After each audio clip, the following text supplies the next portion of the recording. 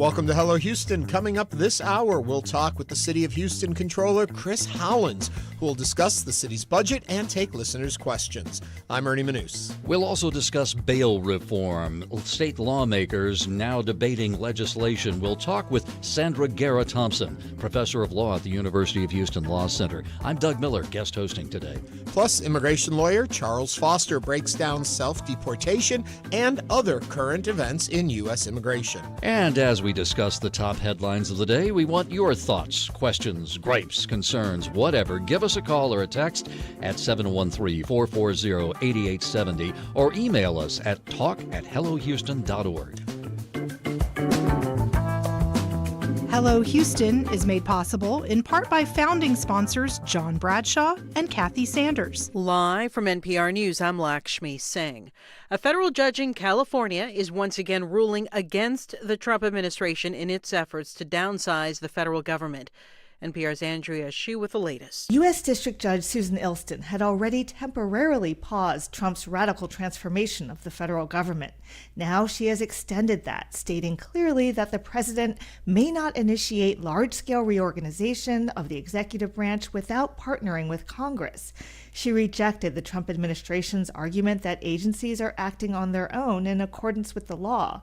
She wrote that over the last 100 years, 9 presidents have sought and obtained authority from Congress to reorganize the government. Others, including Trump in his first term, asked for approval and did not receive it. Andrea Hsu, NPR News. Congress has voted to roll back part of the Clean Air Act that controls toxic air pollutants. It's the first time lawmakers have loosened regulations in the law's long history. NPR's Alejandra Barunda reports. In the 1990s, Congress tasked the EPA with controlling emissions of toxic air pollutants, especially 7 super dangerous ones like dioxins and mercury. John Walk is an environmental lawyer at the Natural Resources Defense Council. He says the pollution comes from places like oil refineries, chemical plants, and lead smelters. We call it the worst of the worst list. During the first Trump administration, the EPA rolled back some of those regulations. Then the Biden-era EPA put some of them back in place. Now Congress has reversed them again in a more durable way. Supporters say it will ease the regulatory burden on industry. Health experts worry it will increase cancer-causing air pollution. Alejandra Barunda, NPR News. The company behind the artificial intelligence chatbot ChatGPT is joining forces with one of the best-known designers in Silicon Valley to make AI-enabled devices. More from NPR's John Ruwitch. OpenAI says it's buying a startup called I.O. for about $6.5 billion. I.O. was launched last year by the designer Johnny Ive, who created the iPhone and other iconic products for Apple. The tie-up deal links the legendary designer with Sam Altman, OpenAI's CEO and one of the driving forces behind the explosive growth of AI in recent years. The goal, they say, is to create AI-powered devices. John Ruwitch, NPR News. The Treasury Department decided when it comes to the penny, it's time to cash out. Texas A&M professor Raymond Robertson explains why phasing out production of the 1-cent coin's a money saver. The cost of producing the penny itself is just about 4 cents, which means that for every penny that the United States government prints, we're actually losing money. Treasury says the U.S. will save $56 million a year. The Dow Jones Industrial Average is down 273 points, or more than 0.5%. This is NPR News. Live from News 88.7 in Houston, I'm Gabrielle Dawkins. Fire crews are battling a large blaze at Fairfield Inn. All of this happening near I-10 in Sheldon in the Channelview area. The building was unoccupied. KHOU reports that this is the 3rd fire at this location since March.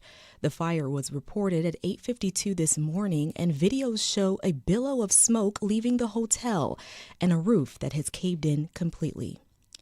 A Katy Area Municipal Utility District says it's recovered more funds that were fraudulently transferred from its investment account. From the Fort Bend County Bureau, News 88.7's Natalie Weber reports. Fort Bend County MUD number 35 says it's recovered $5.9 million of unauthorized transfers. The district announced earlier this month that $8.2 million had been fraudulently transferred from its investment account. The unauthorized transfers took place in early April. The MUD says its other bank account, which is used for daily expenses, was not compromised. Municipal utility districts use property tax funds to pay for infrastructure such as roads, drainage, and parks. Fort Bend County MUD number 35 includes about 2,075 homes and 25 businesses. From the Fort Bend County Bureau, I'm Natalie Weber, News 88.7. 37 pools are opening up this Sunday during Memorial Day weekend. The director of Houston Parks and Recreation Department, Kenneth Allen, says this is the first time in 4 years that the county has been able to open that many pools. He stopped by Hello Houston to share insight on another program for parents and youth. We serve kids, of course, during the summer. It's our summer enrichment program. We'll be operating that at 39 sites this summer, where kids can check in at 8 o'clock and the parents can pick them up at 6. The Parks and Recreation Department is offering free swimming lessons this summer. To learn more, head over to houstonparks.org. It's 84 degrees, mostly sunny. I'm Gabrielle Dawkins, News 88.7. Support for NPR comes from NPR stations. Other contributors include National Geographic Lindblad Expeditions, committed to taking travelers deeper into the wonders of planet Earth. Each expedition cruise is guided by a diverse team. natgeoexpeditions.com/cruises.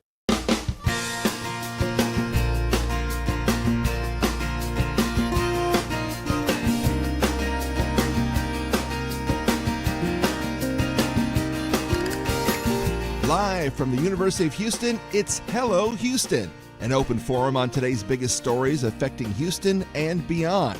Call now, 713-440-8870, or let us know your thoughts on today's topics by emailing us at talk@hellohouston.org. Now here's your host for Hello Houston, Ernie Manous, Celeste Diaz-Sherman, and Frank Billingsley.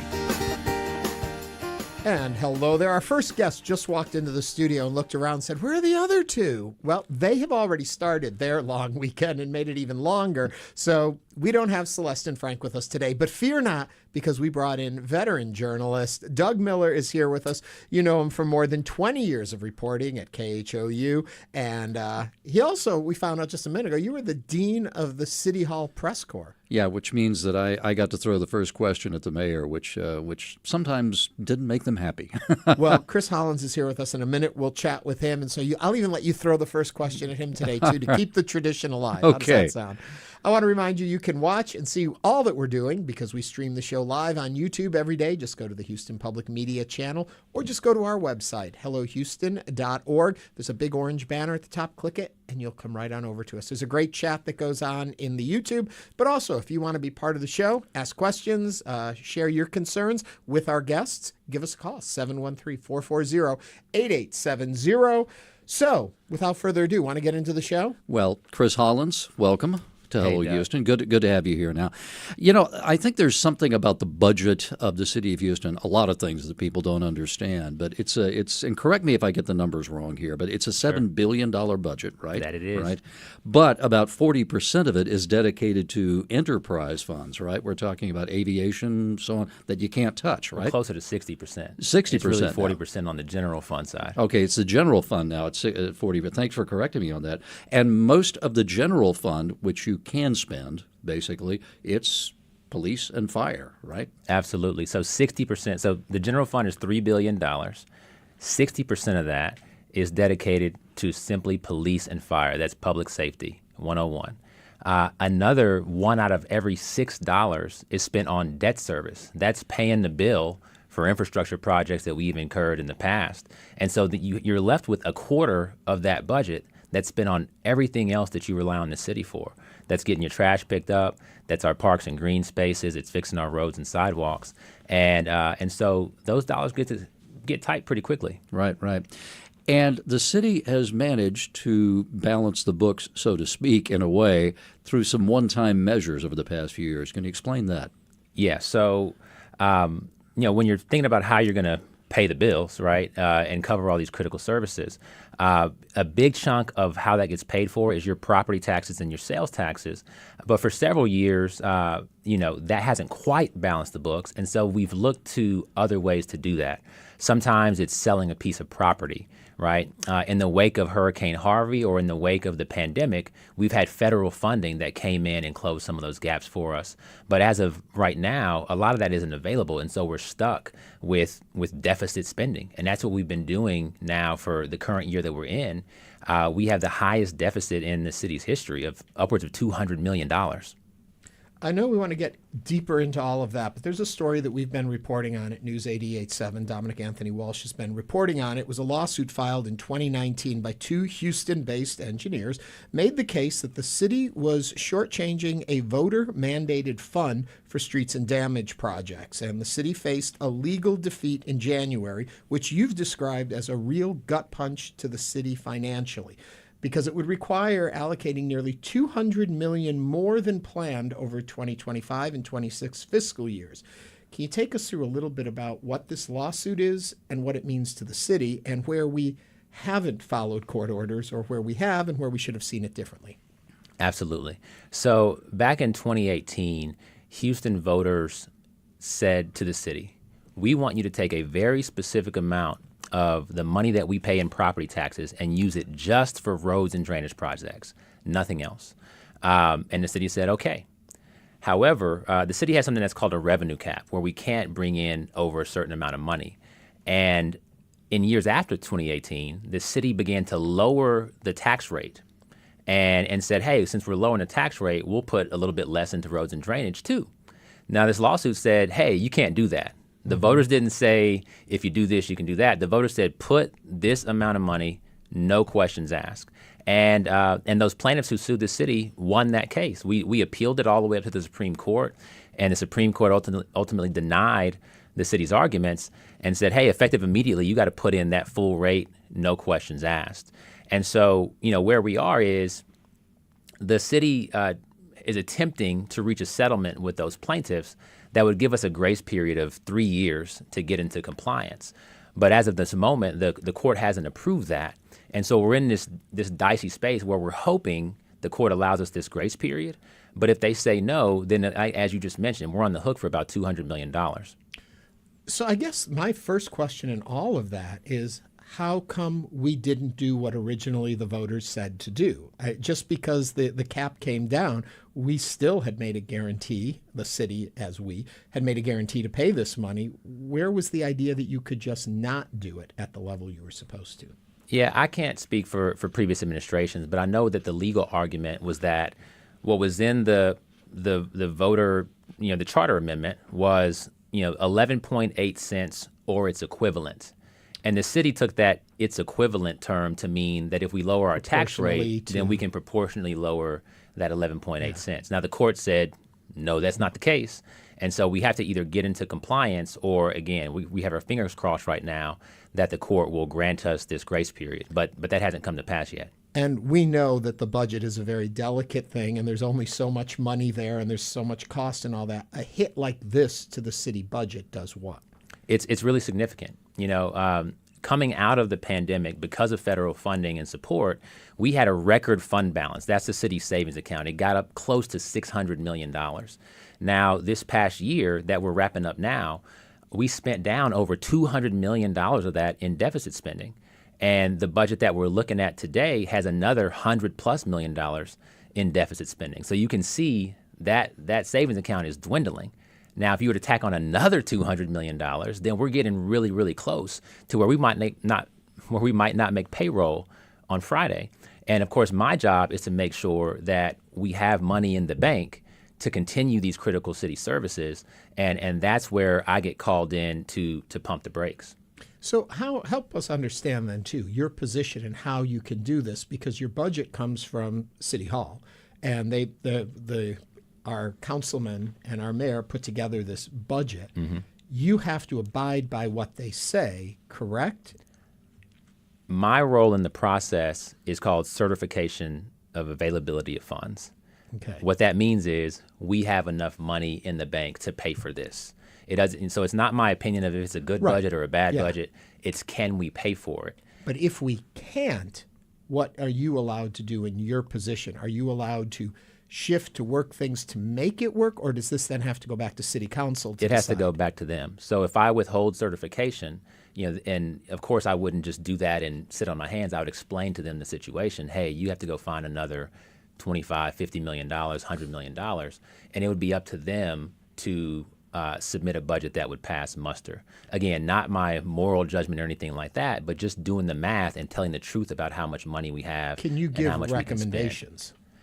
I can do whatever I want, but it's up to them. Well, it's nice to be you. But that's just, look, you can make recommendations too, Right. just to be clear. But I mean, officially, can you submit back when you say you don't certify, but you recommend looking There's at no these official areas process for that, but ultimately, when we first saw this, right, when the court first gave its ruling and I said this is a gut punch, I recommended a task force that included me, the mayor, members of city council, and staff that was going to work on this problem. The mayor said no thanks, right?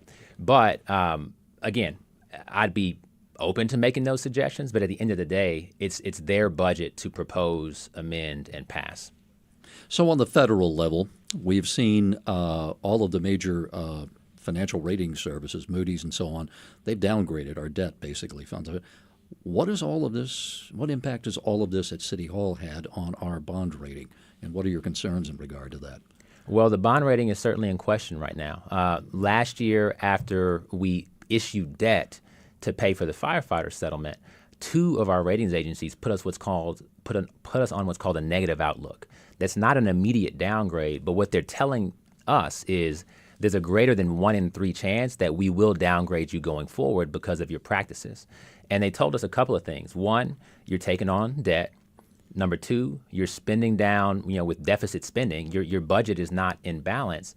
And then number 3, you're not looking at your long-term contributions like your pensions and your other post-employment benefits. And so we want to see y'all take some steps and lay out a plan that's going to balance the budget, that's going to look at these long-term liabilities, and that's also potentially going to pay off this debt. And right now, I haven't seen us make serious corrections on those things. I want to remind everyone we are talking with the City Controller Chris Hollins. If you have questions for Chris, give us a call or text us at 713-440-8870. So we're talking about how much are we paying out now in debt? How much are we putting on the credit card every year is what I'm wondering. So the debt payment, right now the city has upwards of $15 billion in debt. But the debt payments that come out of the general fund are roughly about $500 million. Okay. It's a big amount of money. And if our bond rating is lowered, what happens? What happens then is that investors say, you're a more risky bet, and so if you want to borrow from me, we're going to charge you a little bit more. That means an interest rate goes up. That means those debt payments go up. And that means less money to pay for critical services like public safety and trash pickup. I think a lot of people might be confused about the firefighter settlement and what happened there. Can you walk us through that and tell us how much we now owe as a result of that settlement and how the city proposes to pay that off?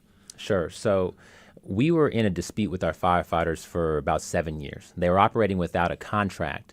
And what would happen in the private sector is that the union would strike. Well, of course, we need our firefighters to show up and fight fires. And so by state law, they're not allowed to strike in that situation, but they are allowed to file a lawsuit against the city, which they did. Mayor Whitmire reached a settlement with our firefighters union to not only provide for a new contract that gave them a 10% raise immediately up to a 34% raise over the course of 5 years, but also to pay back pay. To pay them what they believe they should have been paid in those years of dispute.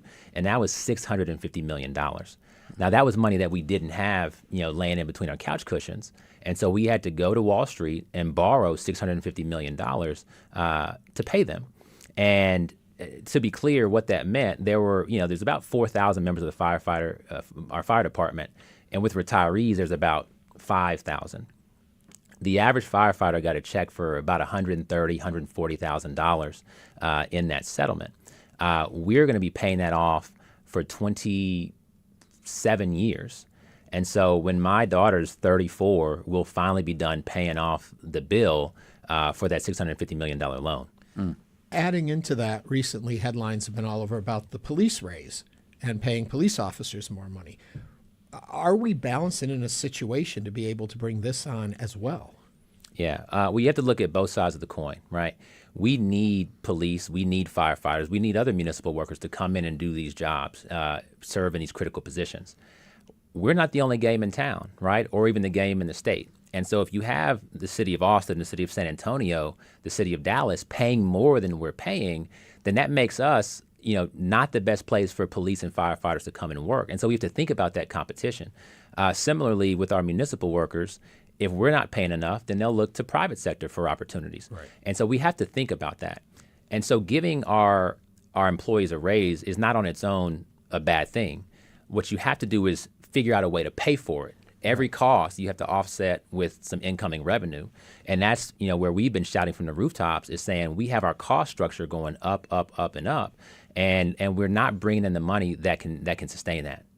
So how do you, if you're given the crystal ball, you're given the keys to the kingdom, what do you do to get us to, and I don't even know if a balanced budget is a real idea in today's world, but how do you balance off what we're spending to what we're taking in? Yeah, well, that's where the job of the mayor comes in. The mayor's the chief executive of the city, and it's his job to manage that, right, to propose this budget by either increasing revenue or decreasing costs. Is there a way to increase revenue without taxes, in your opinion? There's not a way to increase revenue without it hitting the pocketbooks of Houstonians in some way, shape, or form, right? You might propose a garbage fee, for example, which is not a tax, but if you live in Houston and you get your trash picked up, you're going to be paying it. And so it's going to come out of your pocket. There's some other thoughts about how maybe to pull some money out of the water system, but that means your water bill is probably going to go up to cover that.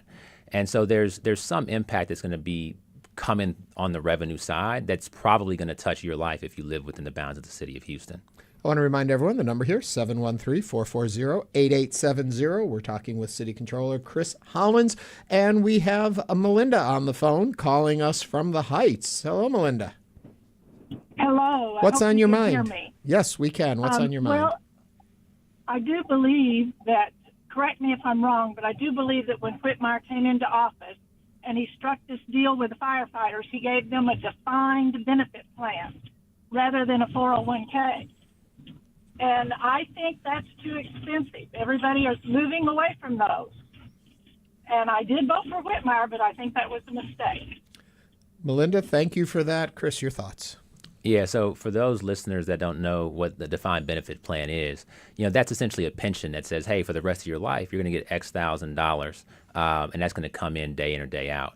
On the other side, a 401k, as she mentioned, or a defined contribution plan, that says, hey, we're going to put this much money in your investment account, and when you retire, that investment account is yours, and you figure out, those next steps. There is a healthy debate about if cities can afford defined benefit plans going out 30 years. And right now, the city has an unfunded liability for our pensions of upwards of $2 billion. And so we have to think about that for sure. But at the end of the day, that's a negotiation between the city and our labor unions. Mm-hmm. And, labor unions for now, of course, are fighting for that defined benefit plan. But it's up to the mayor to have those negotiations and to reach those agreements. And another point on this is, this is one of the benefits that drive people to go to work for the city government. City government generally doesn't pay as well as the private sector, but this is one of those things that the city government can offer that will be an incentive to work for the government. No, absolutely, and I can speak from this personally. I mean, my father was a police officer who served with HPD for 34 years. My mom and he are both retired right now, and they're living off of his pension. She had a 401k for work that I can tell you would not have gotten them very far. And so that sense of security that comes with that is critically important for folks. And as you mentioned, Doug, they make sacrifices and take lower pay throughout their entire careers to secure that pension. And so, again, it's not a right or wrong thing on providing financial security to our retirees. It's how are we going to pay for it? And it's being realistic, looking at the numbers hard, and telling the truth about the choices we have to make to move the city forward. If you have questions, thoughts, concerns for Chris Hollins, our city controller, you can give us a call right now. It's 713-440-8870. Scott is on the line from Galleria. Hello, Scott. What's on your mind? Yes, thanks for taking my call, and wonderful to talk with you, Chris. I'm wondering, We've got about 32 billion gallons of water that's being lost every year through our distribution system. And from what the Public Works Director says, about 6% of the infrastructure accounts for 2/3 of that loss. So what is the payback period that we're looking at in terms of an investment on just that 6% of infrastructure to be able to take care of 66% of that $32 billion loss if we were to take into account the revenue that we would receive and the amount of inspection costs that we would save and the maintenance cost on that? Have you done a study on that particular issue? Scott, thank you for that. I'm looking at Chris as you're going through all the numbers, and I'm getting lost in there, but it looks like you followed it all the way through. Absolutely. So it's not $32 billion, but we're leaking 32 billion gallons of water every single year, which could source the entire city of Fort Worth, Texas, just to be clear about the volume and magnitude of that. It's a big problem, and we do need to invest. I think right now there are upwards of 1,000 water leaks across the city water system. That's where the enterprise fund comes in, the combined utility system. You pay your water bill. Of course, when you turn your faucet, you want water to come out of that. But we also want to repair the system so that it works for the long term. And we want to secure water sources for the rest of our lives. Right now, the water that we have is projected to run out in the 2030s. And of course, that's sped up if we're leaking 30 billion gallons of water a year. We have an audit plan to look into that. I couldn't tell you right now the exact cost estimate of that. I believe, what Public Works has is probably the best information that we have for now.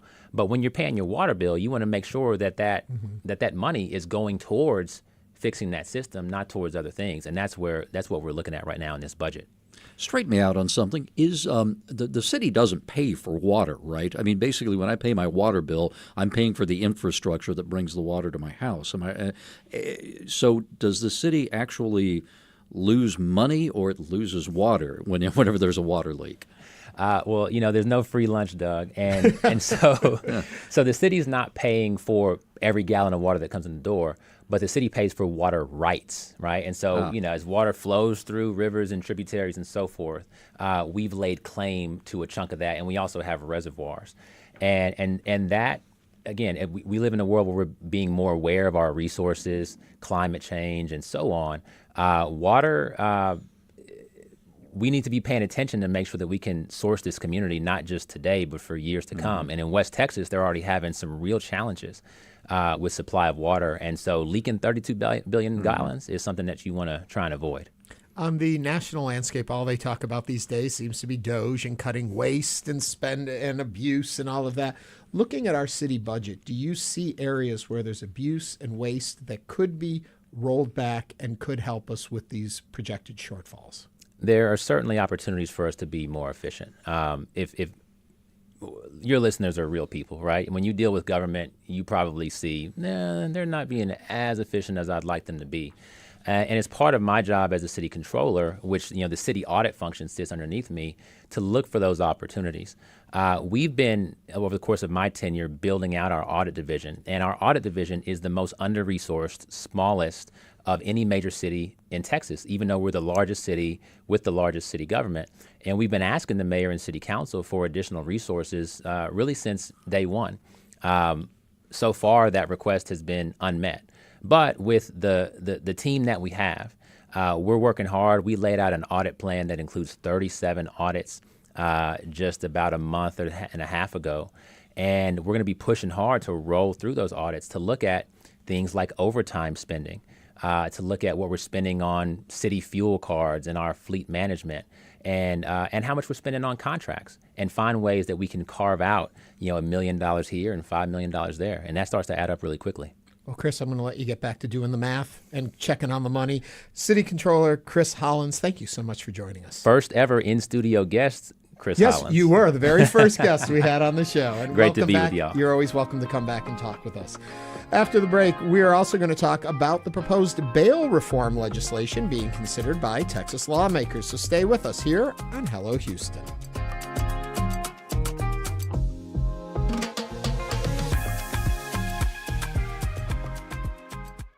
I think this is a moment for a strong, steady hand. On the next Radio Lab, Former Secretary of Defense and former director of the CIA. Of the intelligence. we talk to national security expert Leon Panetta. If we have to go after terrorists, it has to be comprehensive. About square dancing. It came out of nowhere. Back to the right, don't take all night. An American tradition or a whitewashed plot? That's on the next Radio Lab. You can hear it Saturday night at 9 o'clock. It's been 5 years since a Minneapolis police officer murdered George Floyd. This looks like we're still stuck in a rut. We're not doing anything to try to fix some of the issues. I don't see that being a good thing, especially 5 years later. I'm Ari Shapiro. How the community of South Minneapolis is reckoning with its past and future on All Things Considered from NPR News. It's coming up later this afternoon at 3 on News 88.7. Hi, I'm Craig Cohen, the host of Houston Matters. Join me weekday mornings at 9 or at your leisure on your podcast feed for your daily guide to the people, places, issues, and ideas that define Greater Houston. From politics to the economy, energy to the environment, healthcare to education to transportation and beyond. If it matters to Houston, it matters to us. Check us out wherever you get your podcasts or live on the air weekdays at 9 a.m. right here on News 88.7. Support comes from LaPorte CPAs and Business Advisors, an independent accounting and business advisory firm serving clients for more than 75 years. With 190 employees across offices in Houston, New Orleans, and other locations. More information at laporte.com. Support comes from the Dan L. Duncan Comprehensive Cancer Center at Baylor St. Luke's Medical Center, offering comprehensive cancer care that is compassionate, personalized, and driven by clinical research. More at stlukeshealth.org/cancer.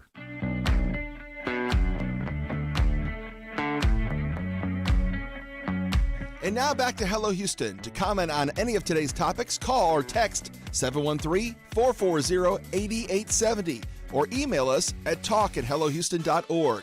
And now back to Ernie Manous and special guest host Doug Miller. A trio of Texas Senate bail reform measures authored by State Senator Joan Huffman, a Republican from Houston, advanced in the House on Monday. Two of the measures, Senate Bill 9 and Senate Joint Resolution 5, each of which would make it easier to hold those accused of serious crimes without bond pending trial, passed the chamber on their second reading with overwhelming bipartisan support. Would these bail reform laws actually make us safer, or will they further strain our jail and court system? To discuss, we welcome Sandra Thompson. She is the Newell H. Blakely Professor of Law at the University of Houston Law Center. Welcome to the program. Thank you for having me. Now that I got through that read, it's a lot of bills, it's a lot of concern. At the end of the day, as the question poses in just the introduction, do these reform laws actually make us safer? Well, I think it's a complicated question, but there's certainly going to be some legal, I think, hurdles for trying for a bill that would, part of the bill would allow judges to detain people without bail for certain crimes. And mind you, let's just step back and talk about bail. Mm-hmm. So what does it even mean? We're constitutionally entitled to bail and have it not be excessive. Now, there are certain limits that can be placed on that for public safety, but as a general rule, the standard is that when a person is charged with a crime, well, they haven't been convicted. And we know from all the wrongful convictions that happen, that we have discovered, that sometimes innocent people are charged with crimes, and many times cases get dismissed that we never even really hear about, or charges are reduced. And so we have a whole trial process for determining whether a person's liberty should be restricted. Well, bail is the process by which judges determine under what conditions should a person be released. And the default setting, if you will, is that their liberty interests should be protected. Mm-hmm. And that's not only in the U.S. Constitution, but in the Texas Constitution. So some of what has passed would require amendment to the Texas Constitution, and then it would still face potentially federal challenge. I guess my problem in what you have just said, in the whole concept of bail, is that those that have can do, and those that have not can't. And so if you've got resources and there's bail set, you can pay it and you can get out. And if you don't, you can't get out, which doesn't seem equitable, because that's not what we're supposed to be judging here. We're supposed to be judging whether or not they're guilty of the crime. To add to that, I'm assuming that a bail hearing is kind of like a mini trial where the judge can look at the information and see the likelihood that this person may have done this or may do something else, and therefore they're making an early determinant of it's safe to have them out among us. So a lot there. I'll let you unpack. Sure. I mean, and just to begin, I'm glad you asked the question, because the question assumes that what I meant when I said, what are the conditions under which a person can be released, right? Bail. The assumption was that's a monetary amount. Mm-hmm. And that's not true. So we in this country, in most states, have a system where we are talking about monetary payment for release. That's not true everywhere, again. And the other, the thing that's very unique about our country as well is that we have an entire commercial bail bonding industry that's private, that is backed by big insurance companies, and they're effectively selling an insurance product to people. And again, that's not done in every state in the union, and it's done in no other country this way other than the Philippines. So our whole understanding of bail and how it should work is in some ways very unique in the world, and it doesn't necessarily mean you have to be talking about money, but we do. And so because we focus so much, for example, in Texas, on monetary bail, we are talking about a system that allows people with money to be released, and people without it can be stuck in jail, even if the bail amount is very, very small. Mm-hmm. I'm curious, this is a bit of a digression, but how do other countries handle this? Well, I can't say that I'm an expert on decisions made around the world, but I will tell you in some places where where no money is used.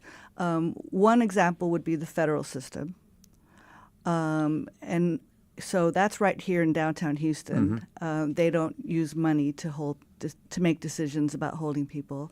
Or Washington, D.C. is another example, and some other states have gone the same way. What we're doing really with a bail hearing is determining whether a person should be, held in custody or not. And in the vast majority of situations, people are safe to be released from jail. And so what some jurisdictions can do is, for example, use GPS monitoring. They can use home detention. They can use a lot of different other means for trying to, protect people. But it's essentially just do we hold this person in jail or do we let them go?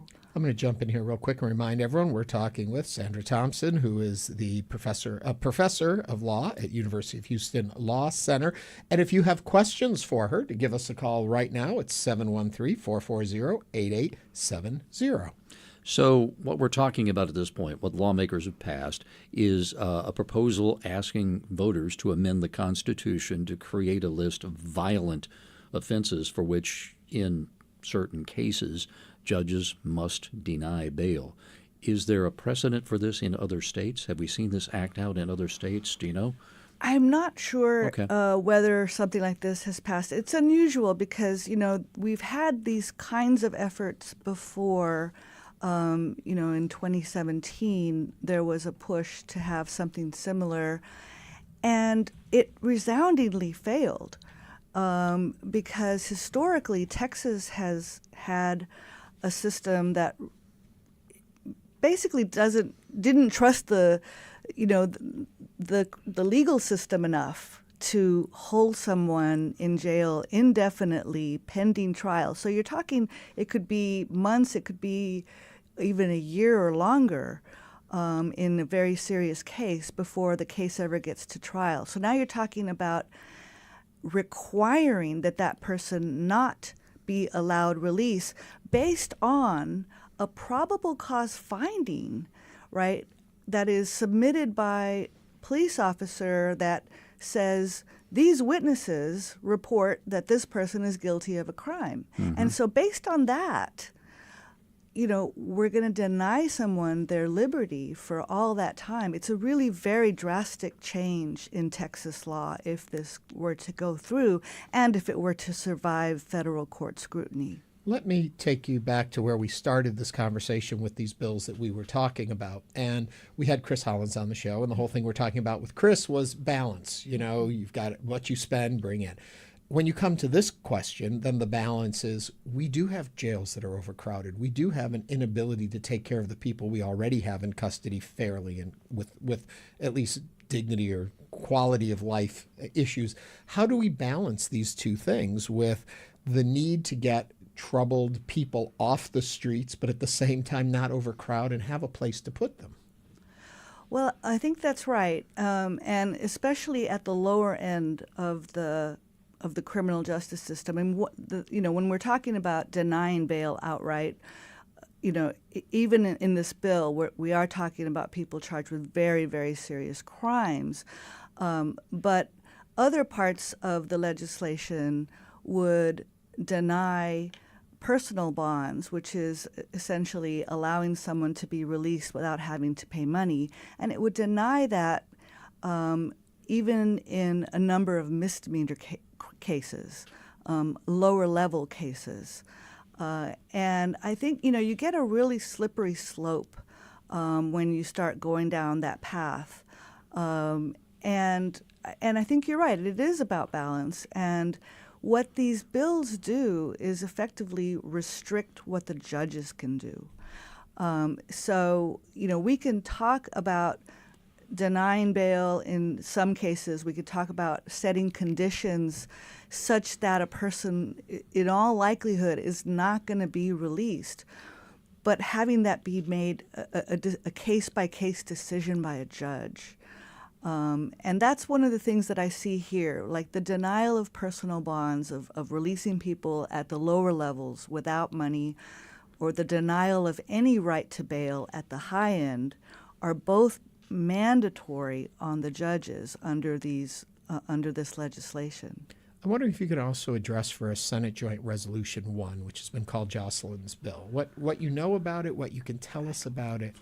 So this is the amendment to automatically deny bail to any unauthorized migrant accused of certain felonies. Right. And it so far hasn't won the 100 votes necessary for passage, but it's not dead yet. Have you followed that? Not really, but I am vaguely familiar with that. Yes, thank you. And the truth is that when people come into the jail system now and they're undocumented, under Texas law, every sheriff's office is required to cooperate with the federal immigration authorities. That goes into a federal system. There will automatically be what's known as an ICE detainer. And so, these individuals are really not getting bail anyway.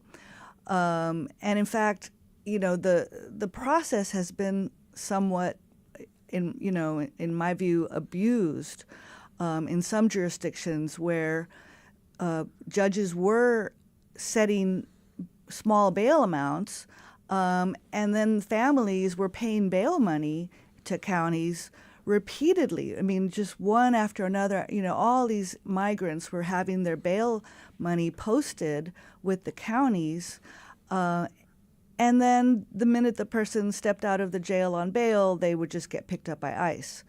And so it became this systematic way of collecting bail money not in this county, but in others. So, we already have a process in place for dealing with the immigration issues regarding migrants. And from what I see here in Harris County, they're not being released on bail. So I'm not really sure what this is really even We about. are going to be moving into the immigration question in our next segment. So I want to thank you, Professor, for coming in today and joining us. Professor Sandra Thompson is a Newell H. Blakely Professor of Law at the University of Houston Law Center. Thank you for coming in. Thank you.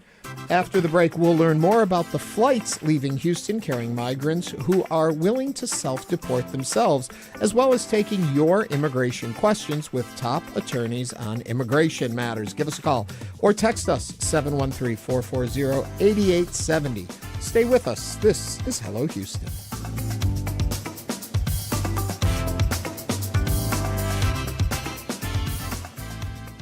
Did you know 80% of our funding comes from listeners like you, right here in Houston? That's why your support is so important. When you give to Houston Public Media, you're investing in trusted news and educational programming that millions depend on daily. Every dollar you give makes a difference, ensuring this public service stays strong for everyone in our community. Help us support this mission. Give today at houstonpublicmedia.org or call 888-909-0887. Next time on The Pulse, 30 years after the Oklahoma City bombing, some relatives of victims still have unanswered questions. There was a federal agent who found this extra leg in the rubble. I deserved the truth, so I've continued the investigation over all of these years. We'll explore proof and how it affects our perception of what's true. You can hear The Pulse. It's on this Sunday at 2 p.m. Your right to know what's really going on in our world depends on more than just great journalism. It depends on your participation. Houston Public Media is funded by Houstonians for Houstonians. 80% of our budget comes directly from you, our community. That's how trusted information stays free and accessible. No ads, no shareholders, just clear and careful reporting. Protect your right to stay informed by visiting houstonpublicmedia.org/donate or call 888-909-0887. Support comes from Signify Business Cash by Wells Fargo. With this business credit card, cardholders can earn rewards on business purchases with no caps or categories to track. Learn more at wellsfargo.com/signify. Terms apply. Support for Houston Public Media comes from Chariot Energy, focused on delivering tailored electricity plans by time of day usage, offering residential electricity plans through its online portal. Details at chariotenergy.com.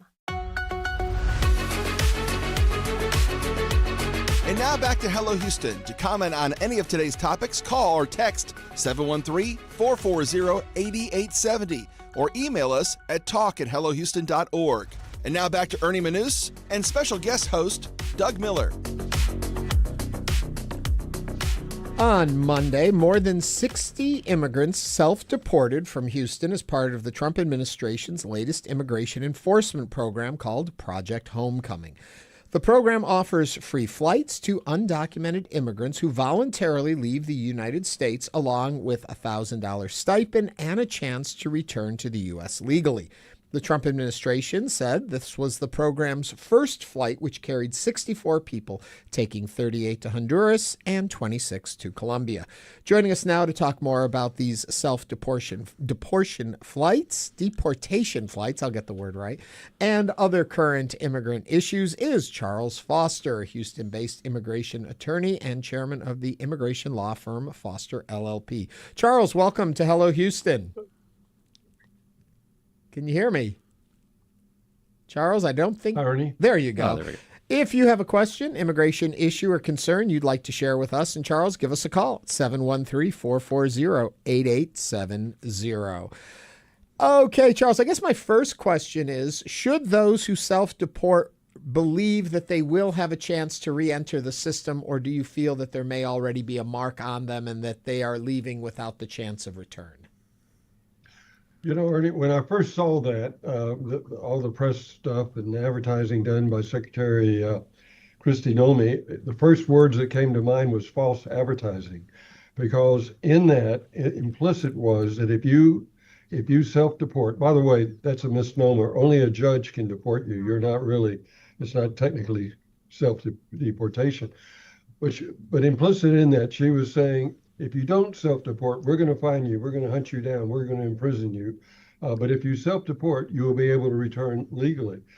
And the reason why I thought of false advertising is that that is virtually impossible for several reasons.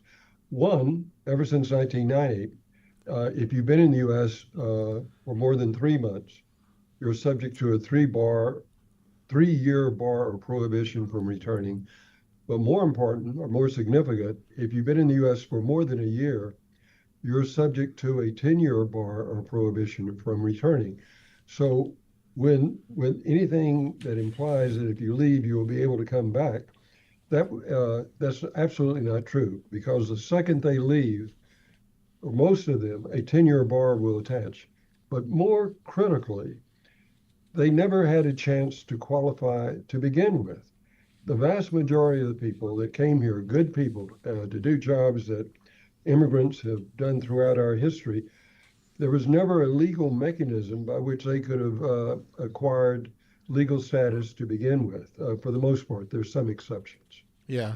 For folks that hear this and think to themselves, going back to where I came from to avoid what's going on in this country right now and getting a stipend of $1,000 looks like a good plan. Would you recommend to someone to actually take this offer? And if not, why not? And if so, why? I would probably believe that I would not be in the position. Many people, as you said, that particularly if they haven't been here for long, if they're single, they want to go back anyway. They may see that's a good deal to take the $1,000, but they really don't take the $1,000. You've got to go back first. And it's very, right now, the details of how you would collect it after you have executed your, quote, self-deportation are not very clear. But for large numbers that have been here for years, some in many cases with decades, with family, the idea of just going back would be anathema because this is where they're life. So many will just take the chances along with whatever number you wish to pick, 12 million to 20 million, or some say more, that they will be able to ride out what's going on. In many cases, they've been here in undocumented status for decades already, and they may believe they'll take that chance. Over the weekend, you and Bill King wrote an op-ed that was published in the Houston Chronicle last weekend about a client of yours, I take it. I hope I pronounced her name correctly, Zemina Arias Cristobal. And you talk about someone who spent all of her life in this country. Tell us briefly her story. Well, I think the best part of that story, and I've worked with Bill on these issues for a long time, was the expression, a picture is worth 1,000 words, because that photograph of Jimena was so, she was so attractive, so compelling. She's radiant. And I think when they just saw that photograph, to think that she wound up literally in chains and being put into a detention center with really, candidly, under our restrictive legal system with very little relief, was shocking. So in her case, and this is very typical, when this administration talks about the worst of the criminal aliens, she was one of them. Her criminal offense was she ran a red light. The police officer stopped her, and then when she did not have a valid driver's license, had the perception that she was in the country undocumented, called ICE, and that's when she was arrested. She was put in shackles and taken to a detention facility. It turned out that she actually didn't run the red light. It was a different car, but it was too late. The city apologized, but she was already in the hands of ICE. And she was a great student. She was in college. Her criminal offense was that she was brought here holding her parents' hand at the age of 4 and didn't know any life other than growing up in America. And the press release of the Department of Homeland Security faulted her and her father and said, well, she should have applied for legal status, maybe DACA, and her father surely could have qualified. But that was patently false. She was never eligible for DACA. She arrived years too late. She would have had to arrive by the year 2007. And there was never any basis for her or her family to qualify. But remember, let's say they could qualify. They made $1 million investment, or their youngest daughter turned 21. Being from Mexico, they would go to their final interview, and what is Mexico? And the consular officer interviewing them would say, you have a perfect case. I'm going to reschedule you 10 years from now because you're subject to a 10-year bar because you've been in the U.S. for more than a year. So that is the face of this of mass deportation to a great extent. And I don't want to divert the subject, but one of the reasons was the Trump administration's overpromised when they say they're going to everyone they're deporting or the worst of the worst criminal aliens, because they really cannot. They're having a hard time finding anywhere near that number. Surely, out of millions of people. And by the way, some of their so-called criminal aliens entered decades ago, entered under the Trump administration, but they're implying that they just caught them recently, but that's not true. I'll stop and see what other questions. Before we run out of time, though, I do want to ask, most people will agree that they feel that there is a problem in this country today with undocumented, immigrants, undocumented individuals. I guess my question is to you, with the problem we've had with illegal immigration, what are your ideas of how we can fix this situation and still live by the ideals of this country? You know, that is something I've been working on for decades. I served as senior advisor to George W. Bush, helped develop what came to be known as comprehensive immigration, worked for Obama. I would say we would need a comprehensive immigration bill. The problem always has been, I would talk to Senator Cornyn and others, they'd say, Charles, you're right, but we can't do it because of the perception and the reality that the border's out of control. The only hope, what we really need to do,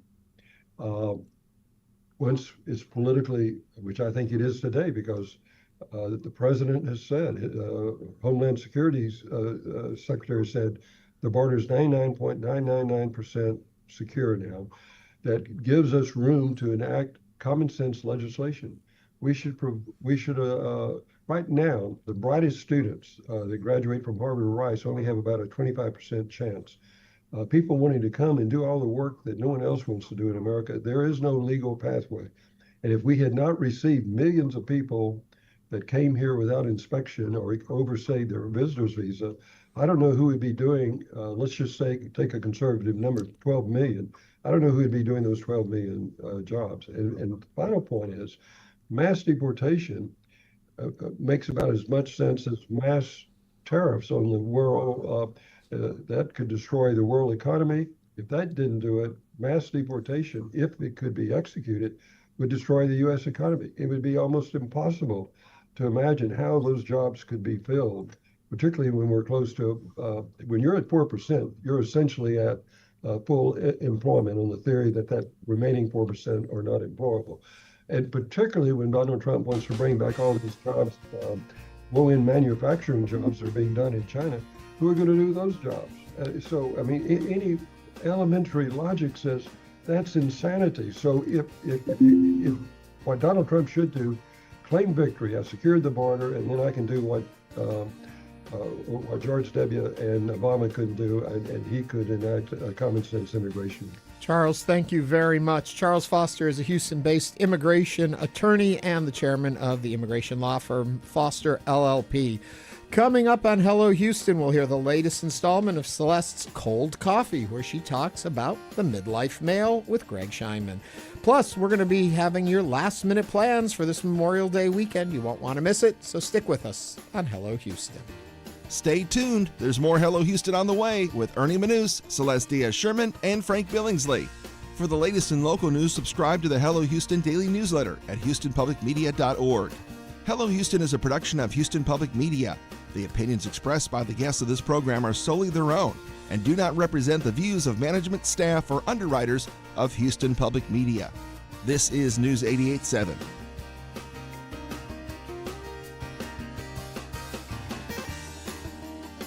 You're listening to your NPR station, KUHF, Houston. News 88.7, a service of the University of Houston. It's 12 o'clock. Just ahead on this hour of Hello Houston, we continue diving into the top stories of the day, like how there could be a new digital sheriff in Texas placing boundaries around artificial intelligence. I'm Ernie Manous. We'll also hear the latest installment of Celeste Diaz-Sherman's Cold Coffee when she talks with Greg Scheinman, the Midlife Male. Guest hosting today, I'm Doug Miller. Plus, we'll share some events happening in Houston this Memorial Day weekend with our weekly Last Minute Plans segment. And we want to hear from you. Do you have any thoughts, questions, concerns, gripes, whatever about any of today's topics? Give us a call or text us at 713-440-8870 or email us at talk@hellohouston.org. You can also watch us on our YouTube channel. Just go to houstonpublicmedia.org and click on the big orange banner. Hello Houston is made possible in part by founding sponsors John Bradshaw and Kathy Sanders, and by gifts from listeners like you. Live from NPR News in Washington, I'm Lakshmi Singh. A federal judge is blocking the Department of Homeland Security from prohibiting international student enrollment at Harvard University. NPR's Alyssa Nadwarny says the Ivy League school sued the government today on constitutional grounds. In a statement, Harvard said the action was unlawful. They called it retaliatory and said it threatened serious harm to the Harvard community and our country. Harvard is already suing the Trump administration over research funding cuts related to accusations of anti-Semitism on campus, and that trial is set to start in July. NPR's Alyssa Nadwarny reporting. The Trump administration has been demanding that Harvard turn over all of its records on its foreign student body. Harvard says the Trump administration's latest action has caused university-wide turmoil for thousands of students just days before graduation. Congressional Democrats are introducing a bill that would shift control of the U.S. Marshal Service from the Justice Department to the federal courts. NPR's Carrie Johnson reports on concern that the marshals may be caught in a power struggle. Congressman Eric Swalwell of California worries the Trump administration could order the Marshals Service not to enforce a court order or remove security protection from judges who ruled against the White House.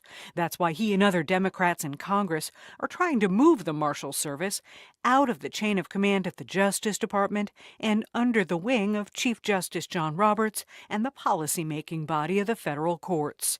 This year, judges have faced violent threats and calls for impeachment because they've ruled against President Trump and the DOJ team remaking the government. The courts have asked for an increase in security funding to help confront those threats. Carrie Johnson, NPR News, Washington.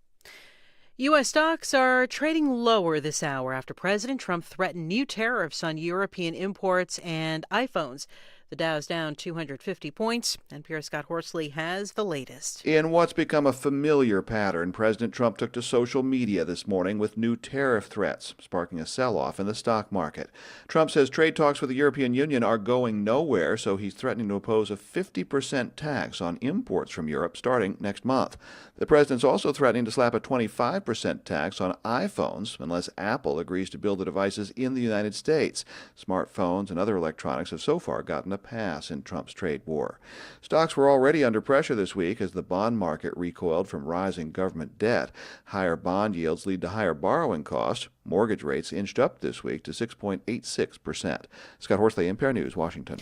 The Dow Jones Industrial Average down 246 points, roughly 0.5% at 41,615. The S&P's down 38. The Nasdaq is down 169. This is NPR News. Live from News 88.7 in Houston, I'm Gabrielle Dawkins. The Texas House has voted to enact a complete ban on consumable hemp-based products containing THC. News 88.7's Andrew Schneider says the measure, Senate Bill 3, is now all but certain to become law. Republican lawmakers argue products with THC are being marketed to children and endangering public health. But Democrat Representative Jolanda Jones says the state is threatening a lifeline to veterans, many of whom rely on the products as an alternative to opioids to manage PTSD and chronic pain. My father and my uncle were both Marines. They both served this country. They came home different and both died by suicide. PTSD killed them. The system failed them. The Texas House voted Thursday evening to pass a complete ban on THC sales. Following a vote by the Senate, the bill is expected to go to Governor Greg Abbott for his signature. I'm Andrew Schneider, News 88.7. Harris County Public Health has confirmed the first case of West Nile virus this year. News 88.7's Matt Harrop has the details. The sample was taken in northwest Harris County. The county immediately began spraying the area to reduce the risk of people getting bitten. Officials are reminding you to look around your home and remove or empty any containers filled with high water. Most people who get West Nile experience mild or no symptoms whatsoever, but some can be severe with fever, headache, body aches, and nausea. And 2 people are dead after a chase on Southwest Side. Police spotted a stolen car on South Gessner around 8 o'clock. The suspect fled down West Belfort when he slammed into another vehicle, killing an innocent driver. The suspect lost control, hitting a power pole and starting an electrical fire. Here's HPD Assistant Police Chief Luis Menendez Sierra. They began to try to extricate him from the vehicle, at which point the suspect pulled out a firearm from his waistband and shot himself 1 time. It's not clear how fast the suspect was driving. It's 89 degrees. I'm Gabrielle Dawkins, News 88.7. Support for NPR comes from Subaru. The new Forester Hybrid offers symmetrical all-wheel drive and up to 581 miles per tank. Part of the new Forester Hybrid family of SUVs. More at Subaru.com/Forester Hybrid. This is NPR.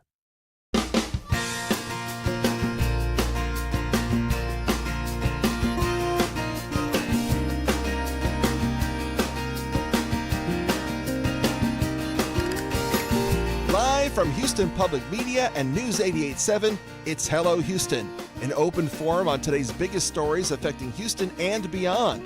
Call now, 713-440-8870, or let us know your thoughts on today's topics by emailing us at talk@hellohouston.org. And now here's your host for Hello Houston, Ernie Manous, Celestia Sherman, and Frank Billingsley.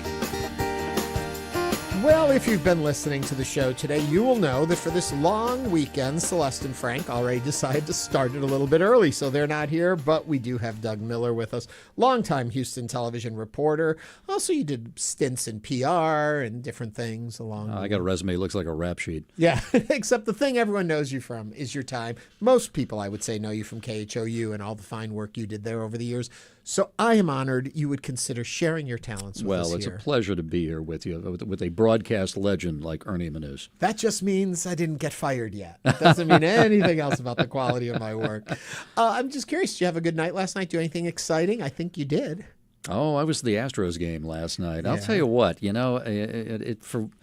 to start off a Memorial Day weekend, a long Memorial Day weekend, you can do worse than to watch Jose Altuve hit 2 home runs and to see Jeremy Pena hit a 2-run double that was also his 500th hit in the major league. I'm a baseball fan, and my cup runneth over. Yeah, pretty good way. And then to get to spend this afternoon with me. Right. You are one lucky guy. And what about you? You got plans for the weekend? I really don't. It's exciting. I'm having new internet put in at my home, and I'm having an exterminator come to check traps. I live quite the superstar life.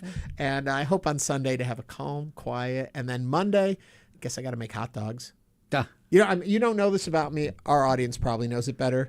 I'm into kitchen gadgets. I love all the kitchen gadgets in the world. And I have one of those, like at 7-Eleven, those hot dog rollers. You're kidding. You can put 48 hot dogs on it and roll them. So I can't use it that often because that's too many for anybody. But I think this weekend I'll clean that off and roll some hot dogs. That's pretty serious, Ernie. That is very serious. Yeah, that's what we're going to be doing. What are you doing? Let us know. Give us a call, 713-440-8870, or put it in the chat over at YouTube. You can go to our YouTube channel and watch the show live, see us. Though I don't think you can see me right now. My camera just did something funny and is shooting the ceiling.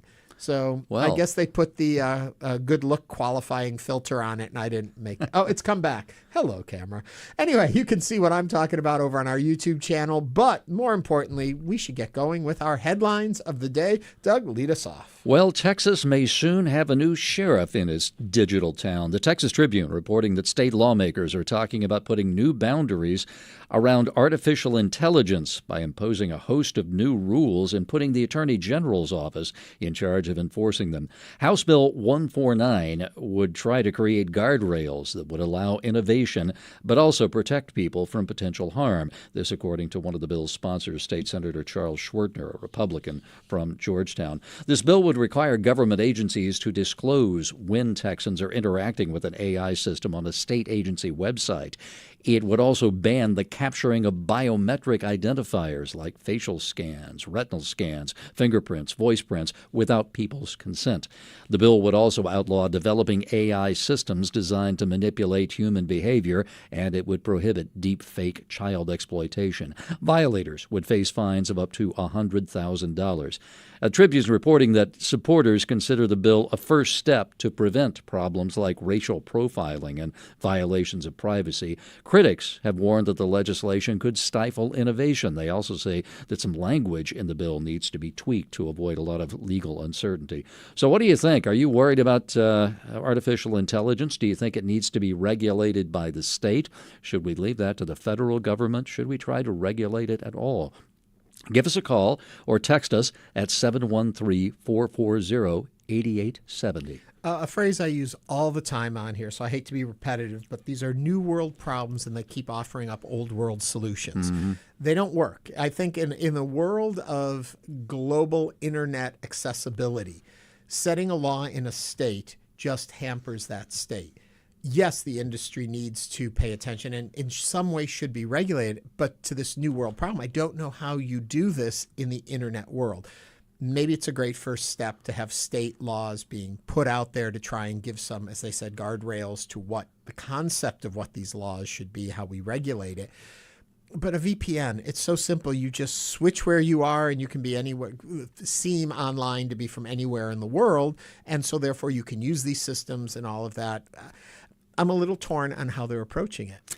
It is hard to regulate a global industry Right. that knows no boundaries. And also, I can't help but note that government is slow to innovate, to respond to innovation.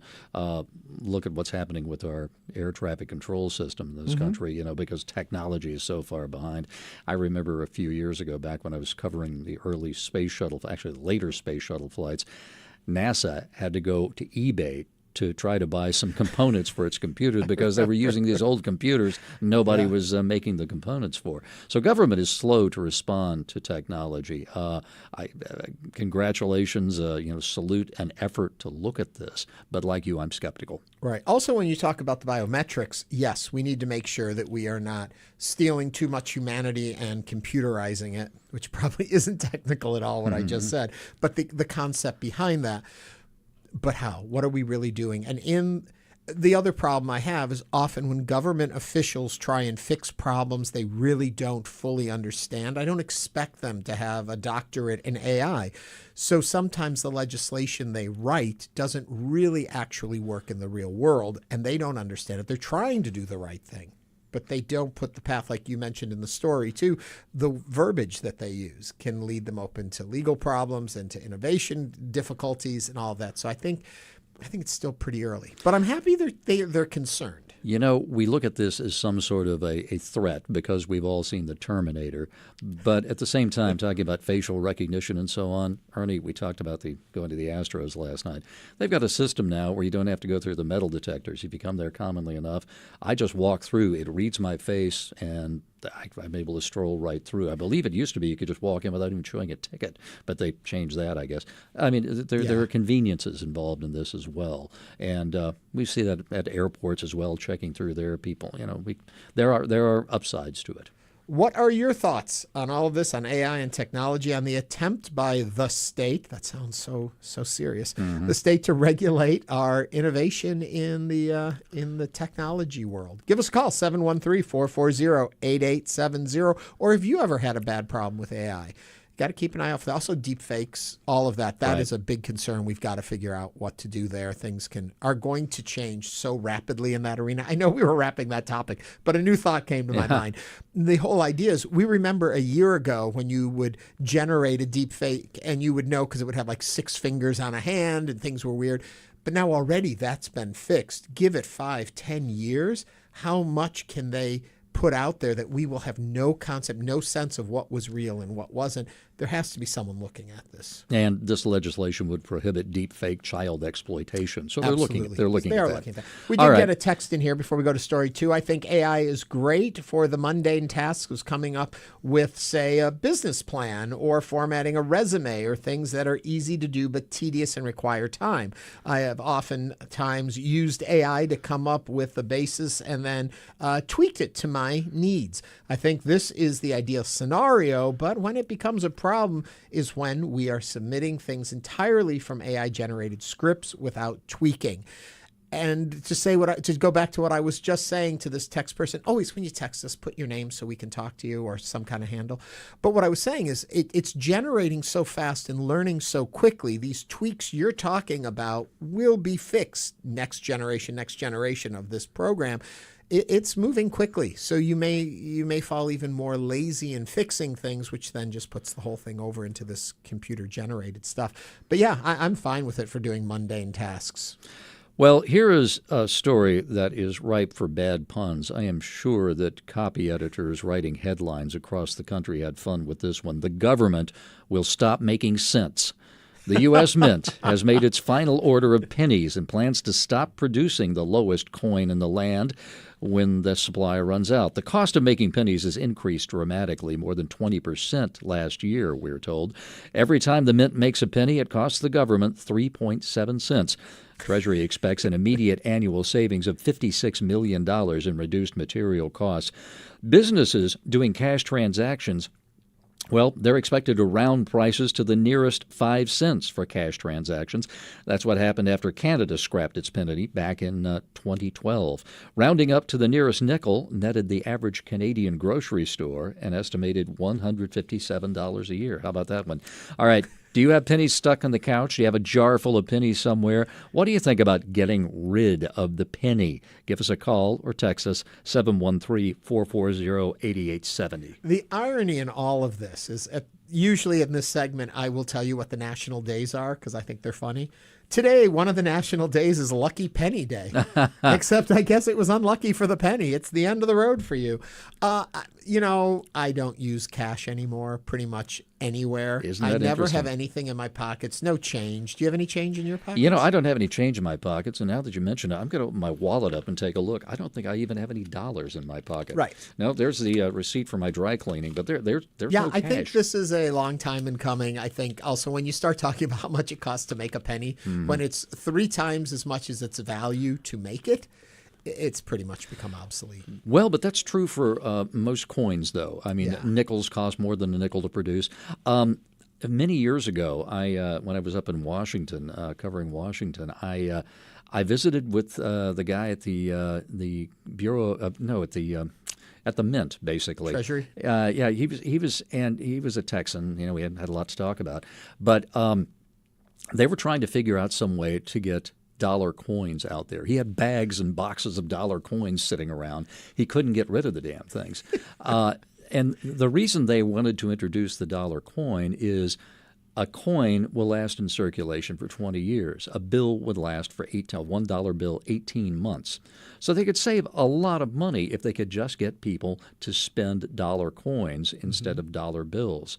But every time they've tried to introduce it, it has failed. Most recently, they put out the little presidential coins with pictures of every president. I kind of like them, but try to spend those things. You go in and people look at you funny and, My story of the dollar coin, I thought they were the coolest thing in the world. So I went and I got a roll of them, kept them in my glove compartment, and I would use them to tip valets and stuff. I would give them a couple of them and be like, here's your tip. I realized quickly they thought I was giving them quarters. Right. And I was like, no, those are never mind. I went back to paper money. And that was the problem with the Susan B. Anthony dollar coin as well. It looked like a quarter. It was about the same size as a quarter, so people stopped. There's a notorious, famous bar, sometimes at notoriety, Marfrelis over in Montrose, right? Yes. You have the little makeout bar over there. So I've heard. Well, I knew a waitress who worked there, took a class with her. She told me that she learned to put dollar coins in the change basket because people would go in there and, people would get out of there. They've had a lot to drink. And she'd put like $5 coins in there. They'd think they were quarters and give her a bigger tip unknowingly, right? Yeah, yeah. Well, good for her on that. What do you think? Do you still have pennies with you? Do you use them? There are no penny gumball machines or anything anymore. I don't think so. That's quarters, interesting. Probably. What do you do with your penny? Give us a call, 713-440-8870. Celeste would like this. Her friend, my British computer guy, commented on YouTube, who wants a pocket full of dollar coins? Forget that. You don't even want coins altogether, do you? I think we've moved once again back to my old theory, new world problems, old world solutions. We don't really need coins anymore. Everyone's using the card. You tap them, Right. Eventually it's going to be embedded in us. You just wave your hand or your retina. I've already got something in my watch. I can't believe I could buy a burrito with my Apple Watch now. This is so. Anyway. Okay. Go on. Well, one more for Houston's us. airports and roadways in our region are expected to be especially busy during the Memorial Day weekend. Bush Intercontinental Airport and Hobby Airport projected to serve 1.3 million travelers this weekend. Houston's airports director reminds everyone that air travelers must now have real ID to board domestic flights. In case you haven't heard this, Real ID is denoted by a gold star on your driver's license or a Texas identification card. Now, if you're headed for the beach, the roads to the coast are expected to be especially crowded. Daniel Armbruster with AAA Texas says this will be the third year in a row that we're going to see record travel for Memorial Day weekend here in Texas. So, are you headed out of town for the weekend? Do you ever travel on major holidays? Do you avoid it? Let us know. Give us a call, 713-440-8870. I plan to travel from my bedroom to my living room. Yeah. I'm looking at my driver's license. I got my gold star. You got your gold star. So you need that to get on the plane. Okay. I can travel out of state if I need to.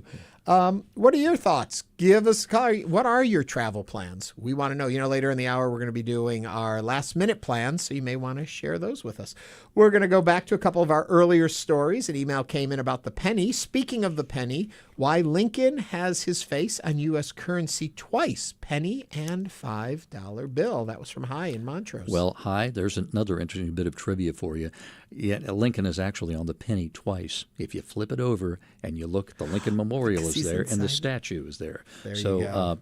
That's interesting. So we're going to have less Lincoln in our lives if we get rid of the penny. That's right. We're going to go to a call on the line, 713-440-8870. Ahmed, what's on your mind? Thank you for taking my call. I think they should not discontinue the penny thing. They can reduce the size of the thing. They can change the metal, or they can make a hole in there, change the structure. Maybe they can print on one side and leave other side blank. Ahmed, I got to hold you here for a second. Why are you so in favor of keeping this penny? You sound very obsessed about it. Well, that is a traditional thing. A lot of people would like have, because when the kids will see that there was something which is not available now, it will be, they will thinking that we don't have those things. Yeah. So you want to pinch pennies on pennies, is that it? Ahmed, thank you for calling in with your ideas. And Doug, no thank you for that pun. You're not getting any love for that one. That's a thought. You could put a hole in the middle of the penny. That's one way to save Maybe you some could wear money. it as a piece of jewelry, because they'll probably be worth something if they discontinue them. They just so might hold be. on to your pennies, even if they're going away. Also, today is National Taffy Day. but not Daffy Day. So stop with your puns. Take some taffy to lunch. Okay, we're going to take a break. When we come back, it's an all-new cold coffee with Celeste and then our weekend plans, last-minute plans. Give us a call, 713-440-8870. This is Hello Houston on News 88.7.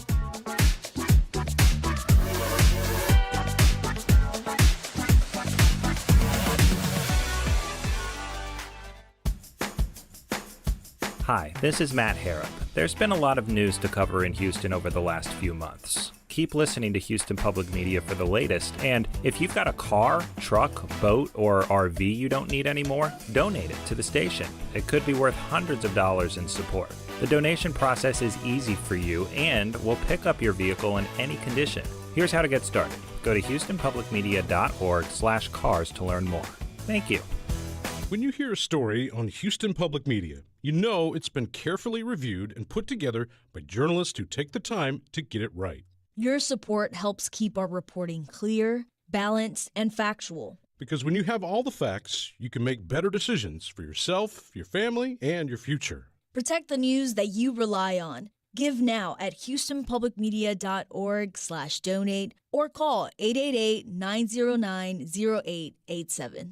This week on It's Been a Minute, a man who was murdered forgave his killer in court. I believe in forgiveness and in God who forgives. Except it wasn't actually him. I'm getting into the ethical implications of AI after death, in and out of court. And on Wildcard, musician Casey Musgraves. Life keeps getting better as I get older. I do feel that. That's on It's Been a Minute and Wildcard from NPR. It's coming up Saturday night at 6 p.m. Support comes from Texas Mutual Insurance Company, committed to strengthening the state's workforce and its communities through safety and wellness grants and education initiatives. More at texasmutual.com/community impact. Support comes from Salambam Houston, presenting Kindred Soul, an exploration of the lives and philosophies of Martin Luther King and Mahatma Gandhi through Indian dance and black music traditions. May 30th at the Miller Theater. More at milleroutdoortheater.com. Support comes from John Moore, helping with plumbing, electrical, and air conditioning repairs, including out-of-warranty units since 1965. Details at 730-2525. or at johnmooreservices.com. And now back to Hello Houston. Call now, 713-440-8870, or email us at talk@hellohouston.org to get your comment in on today's topics. Here's Ernie Manous, Celeste Diaz-Sherman, and Frank Billingsley. Here now is Celeste Diaz-Sherman with the latest edition of her Cold Coffee series. I grew up in the 90s. It wasn't uncommon to hear about someone's dad hitting his late 40s, early 50s, and having that quote-unquote midlife crisis. Sometimes it leaned on the cringe side of things, buying that red Corvette, the loud Harley motorcycle. And other times it was painful and disruptive. Extramarital affairs, perhaps a young girlfriend came into the picture, maybe even a bad divorce. Now I'm not quite at midlife as I define it, but I have friends and family who are reaching this period in their lives, and instead of going through some kind of crisis, are now asking questions and looking to make changes to their own status quo. What do I want for myself in my 40s and 50s? Am I where I want to be? Am I the person I thought I would become? As I honed in on the midlife topic and prepared for this episode of Cold Coffee, I realized how people's views on aging have drastically changed from crisis to opportunity, moving toward the best version of yourself. That's why I had to speak with Houstonian and author of the book and podcast, The Midlife Male, Greg Scheinman. Greg, thanks for being here today. It's great to be here. Thank you for having me. So, Greg, let's start with your own midlife and how you got to this point and how you're helping others maximize theirs.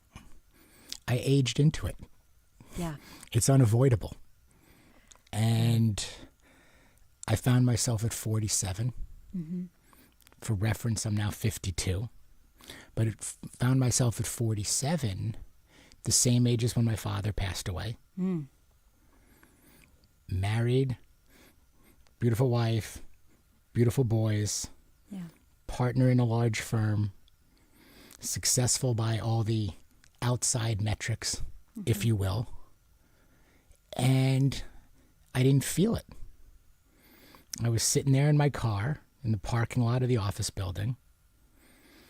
Got my office on the 24th floor, overlooking downtown Houston. Yeah. The multi-million-dollar book of business. I had what every guy goes after. And I had had trials and tribulations along the way, and this was really where I thought I was supposed to be. Yeah. And I couldn't get out of the car. 10-year anniversary. Wow. Thinking I'm with my firm. I've now lived a day longer than my father had. Yeah. And all I could think about is this it? Is this the best I'm ever going to do, the best I'm ever going to feel, the best I'm ever going to look? And it's not that great. It was the City Slickers moment. Yeah. And that's a pretty rough spot to be. Totally. And I didn't know what to do. And I didn't know how I was going to fix it, if you will. Yeah. I knew why I wanted to. Mm-hmm. I knew why I wanted to be a better husband, why I wanted to be a better father, why I wanted to be a better provider, why I probably didn't want to stay in this career. Why the whys were covered. Why I wanted to cut down on the drinking, why I wanted to get back in better physical condition. All the whys were very clear. The challenge I was faced with was I didn't know how. Yeah.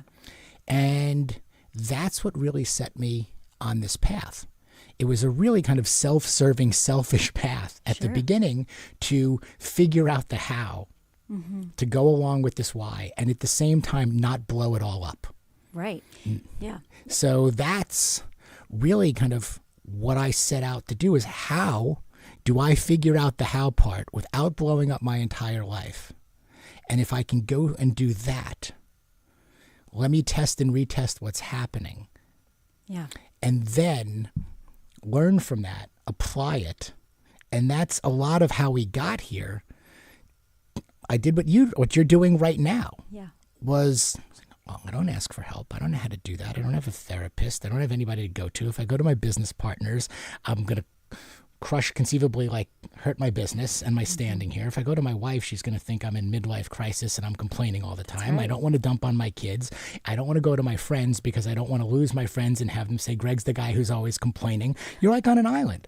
Right. So I brought a microphone. I said, you know what? I can go talk to really impressive, high-performing middle-aged men, and I can go ask them the questions that I have. Right. And as long as I bring a microphone, now I'm like a journalist. Now I'm like obligated to say all of these things that I'm feeling without making it seem like it's really about me. I'm just asking for a friend. Right, exactly. Like here I am with my podcast and my microphone talking to entrepreneurs and risk takers. I was in the risk management business. This is responsible, what I'm doing. Right. And what it really was a very self-serving mission to go try to get the answers to the test. And I interviewed 200 of the highest performing men and over a 3-year period. So from 47 to 50. Interesting. That's how I wrote the book. Yeah. Well, it's interesting that you were saying that you were kind of hitting this place of, asking you knew all the whys, but you didn't necessarily have the hows. But you said something that I found very interesting. You said, I didn't want to blow up my life. And I feel like so often around midlife, and especially around men, we use the word crisis, midlife crisis. And we also use the word selfish. This is my time. I've made all the money. I've done all the things. And now I'm going to focus on myself. How do you focus on oneself, not blow up your life, and also work on yourself? Let's take these in order. Yeah. The first one, this notion of quitting your job and following your passion or blowing up your life. Yes, blowing up your life, yeah. Is very trendy. We should all be happy and we should follow our passions and quit our jobs and life is too short to be unhappy and all of these things. And you're being sold this bill of goods, if you will, self-help and masterminds and retreats and all of these things. I'm going to tell you something. That might be the most galactically irresponsible thing you could possibly do in middle age. Because if you think you are unhappy while you have benefits, a 401k, a job, a book of business like I did, equity in the company, just wait until you quit and they turn off the financial faucet with a marriage, a wife, kids in private school, a couple of cars, all the because you want to go chase that passion, which doesn't actually pay for the lifestyle you have grown accustomed to. Right. And speaking of trends, like right now, everything is like leave the big city and move out to buy a farm and do that like cottage core kind of lifestyle. Yeah. It sounds great in theory. Yeah. And I'm not discounting being happy. What I talk about is making a plan, what we call the midlife action plan, a map. Because if you don't know where you're going, you're not going to get there. Yeah. Quitting was out of the question for me. I think it's out of a question for a lot of guys. guys. People. Yeah, a lot of men. For me, it was out of the question also because here's another one. I gave a lot to that job, to that career. And it would have been irresponsible to just walk away and give it back. You gotta sometimes work to finish. I was I was almost at the goal line. We were almost in the end zone. I'm not going to throw it all away now. And my wife was largely responsible for helping me think that stuff through. And it's also where I got my first coach and started to look for certain help. But what I did was I really made a plan. I said, okay, where do I want my life to be in 3 years? And if that's where I want my life to be in 3 years, how do I reverse engineer back to the quarterly, monthly, weekly, and ultimately daily positive action steps that I need to take in order to get it there? And a lot of the time, Celeste, in this whole quitting your job thing and blowing it all up, your job's not the problem. You're the problem.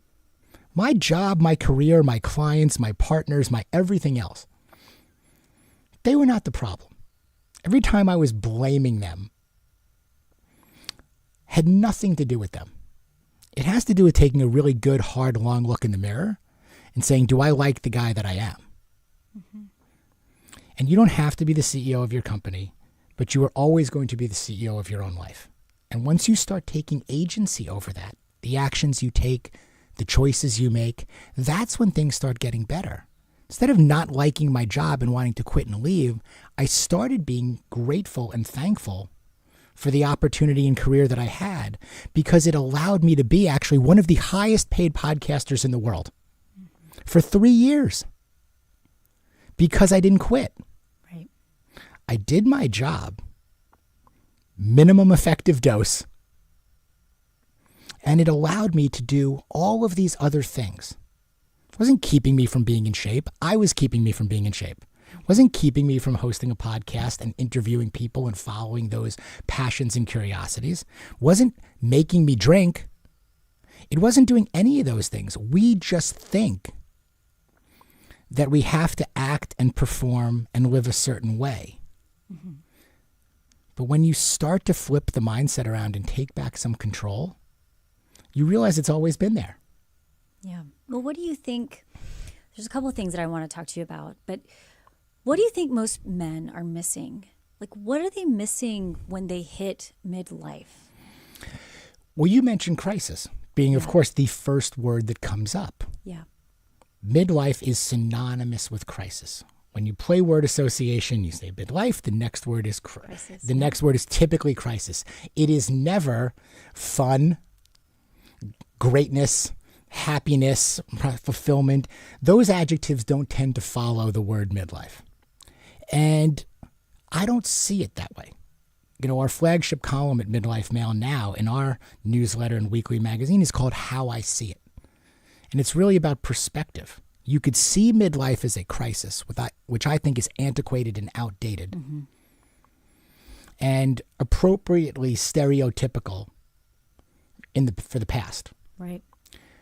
But if you choose to see midlife as a catalyst, if you choose to see midlife as an opportunity, if you stop seeing aging as something to fear and you start seeing it as something aspirational, all of a sudden you've changed the game. It almost sounds like you've always also taken control. You've taken back some of that control over your own life. And so I want to know, you went out and you interviewed all of these men, right? When you had all the whys. So talk to me about the hows, and also tell me about during those 3 years that you were interviewing those 200 really successful men. What are some of the nuggets and takeaways that you learned that others can apply to their life? Absolutely. And so what happened was I started identifying areas of my life that I wanted to make improvements in. Mm-hmm. And instead of chasing salary and title, which so many of us are conditioned to do, myself included, guilty, I said, what if I redefined what success looked like? Because clearly this isn't it. Right. So I just wrote down what's important to me. I drew a circle on a legal pad, and I started breaking it up into pieces of the pie. Mm-hmm. Okay? My family. That's what's most important to me. My wife and my kids. I include friends in that. Friends that are my fitness, which is really health. Yeah. Because if you don't have your health, what do you have? Again, my father passed away young. I have this opportunity to live longer. Health is important. So family, fitness. Okay, what else is important? Finance, money. Talked about blowing things. Well, what does wealth really look like to me, or success? Well, okay, in finance. Well, I want to have enough money to do what I want, when I want, with who I want, for as long as I want. Okay, what is that number? Like, what does that look like? Yeah. That was the third piece. Then I looked at food, which is really, it's nutrition. We love to eat, and break bread with people that we like, and cook and all that. And then I looked at fashion, which really is style, and really confidence. And I was wearing clothes that I didn't really like, that didn't make me feel like me, going through the motions. And then the last one was fun, which most guys in middle age are not having enough of, or prioritizing, or, like me, having a lot of the wrong kind of fun and thinking you're doing it for all the right reasons. Mm-hmm. Or maybe not thinking that you're doing it for the right reasons, but you don't really know how to get out of it. So once I defined those 6 F's, that's what I started talking to guys about. So I wanted to become better with my family. Mm-hmm. So I would talk to Nate Klemp, who wrote the 80-80 Marriage. I would talk to doctors, and I would talk to therapists, and I would invite them on to talk about how to be a better husband and a better father, better man, so that I could prioritize my family. Then it came down to, okay, if I want to be a better man and do all these things for everybody else, it came down to I have to be better to myself. Mm-hmm. Self-care is not selfish. Right. So let's put down the drinking. Let's pick up some weight. So then I started to talk to the best fitness experts in the world. Gunnar Peterson, who's trained Sylvester Stallone. Like all the guys whose posters I used to have on my wall. I'd go, okay, who trained them? And I would go out and I would interview them. Mm-hmm. So I want Gunnar Peterson's perspective on health and fitness. I want Don Saladino's perspective, who trains Ryan Reynolds and John Krasinski. And I want Troy Aikman's perspective on being an athlete his whole life and now being in better shape in middle age. So I was really fortunate that I got a chance to talk to these people. Finance, the top wealth managers in the world, the best chefs that were out there who turned their own lives around, like Seamus Mullen, who wrote a book called Real Food Heals. And all of this was inspiring and lighting me up. I was getting all of this insight, access, insight, building my accountability. And I was testing then and retesting all of these principles. Mm-hmm. If I went to the gym and did what Gunnar told me, what would happen? If I ate like how Seamus told me for 60 days or 90 days, what would happen? And everything happened. It's all connected. Mm-hmm. I started sleeping better. I started getting excited to wake. I was waking up with energy, going to bed tired, the good kind. There weren't hangovers anymore because I wasn't interested really in drinking. It's not like I declared anything. Right. These things just started, the negative habits and behaviors started to work their way out of my life, and they were replaced by the healthier, better habits. And it all happened over time. Mm-hmm. And it was not through motivation, and it was not looking for a quick fix or 7-minute abs. It was habitual. It was positive reinforcement, inspiration, and then application. So where do you think men should start? Where do you think, now that you understand the how and you've done it and you've tested and you've talked to the best of the best, What if somebody's listening right now and they're like, I don't even know where to start? That is the number one question I get every single day. And my answer to that is, today is the day you start. Mm-hmm. And how do you start and what do you do? You can start by making one simple, positive decision at a time. If you're drinking 7 Diet Cokes a day, drink 6. And then go for 5 the next day. You can swap a soda for water. You can take the stairs instead of the elevator. You can kiss your wife good morning instead of rolling out of bed and taking her for granted because you've been married for 25 years. Mm-hmm. You can leave work a little bit early and make it to your kid's game. Maybe you don't have to be the first one in after 20-something years on the job, and you can have breakfast with your family. You can make one small positive action step. Mm-hmm. All you got to do is think of one, and there is no wrong answer. Something that you could do today that you didn't do yesterday. And these little incremental, small, tiny wins stack up. Yeah. And that's what really makes the biggest difference. Yeah. It's not about the extremes. Well, that's what I find so interesting, Greg, is that when you said, if you're drinking 7 Diet Cokes a day, I immediately thought, drink no Diet Cokes. But you didn't say that. You said, drink 6. What we want to do is we want to set people up for success. Yeah. Male, female, any age, it doesn't matter. The rules that have come out of the interviews that I've done, which are in the book, they apply for everybody at any age or any stage that are out there. And my Fs don't have to be your Fs. But there are a few things that you can do. One, knowing what's important is what's most important.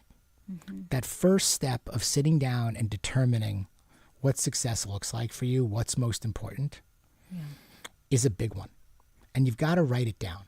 Because the statistics are very, very clear that when people write down their standards and write down their goals and what's on their mind, the odds of them actually accomplishing it increase by like 44%. Yeah. So put it on paper. Most don't, but take some time. Knowing what's important is what's most important. Mm-hmm. The second is, if you don't know where you're going, you're not going to get there. You have to start outlining that map for yourself. Mm-hmm. And then once you have an idea of what that destination is and where you're going, that's when you can reverse engineer back to it. I'll tell you the third one, which is really important right now, especially for guys. I call it the ACE principle: aggregate, curate, and eliminate. Because there is so much noise out there. So much. And it's overwhelming, and it paralyzes men in particular from, as you said, getting started and not knowing where to start. Yeah. So the key is you can aggregate from all of the stuff that's out there. But where this really gets good is you've got to curate it down to what works for you and then eliminate what doesn't. So I didn't take 200 men and follow every single thing from each one of them and go from one interview to the next and say, okay, he told me this and I'll do this for a few days. And then he told me this and I'll do this for a few days. And it was this aggregation process and then taking it all in over time and curating it down to what I really thought would work for me. We're all different. And then eliminate the stuff that wasn't going to work. Doesn't mean it's wrong. Just means it's not right for me. It might be working for Troy, it might be working for Gunnar, it might be working for Bob, whoever they are. Yeah. But you have to build your own personal operating system. Right. And then the next one, which is, I think, really important because we get hung up on this, show me your calendar, I'll show you your priorities. Mm-hmm. Yeah. What we schedule gets done. It's just like writing certain things down. I have guys, and I was guilty of this for a while too, with 2 calendars. I had my work calendar, which dictated everything, and then I had my personal calendar, which seemed to come second or third to everything else. Right. And they didn't jive. We have one life. We have one calendar. It is all connected. It is all important. The workouts get scheduled. The family nights get scheduled. The Little Leagues get scheduled. No different from the board meetings or the professional obligations in there. Mm-hmm. And then I'll land the plane with the last one, which is grace, gratitude, and latitude. You got to be nice to yourself during this process. Yeah. We tend to beat ourselves up thinking again that we have to have all the answers, all the solutions, push the boulder uphill all by ourselves, and we don't. Yeah. This is not overnight success. This is not about transformation. This is not about reinvention. This is not about all those grand extremities, that are out there. This is one day at a time, moving in the right direction, being kind to yourself throughout, testing and retesting, and when you find things that work, keep doing them, and when things do not work, change them. Greg Scheinman is the author, founder, and CEO of the Midlife Male. Greg, thank you so much for joining me. It was great to be here. Thank you. And thank you, Celeste. Coming up on Hello Houston, composer Mason Bynes joins us as we give you some last-minute plans for this Memorial Day weekend. This is Hello Houston.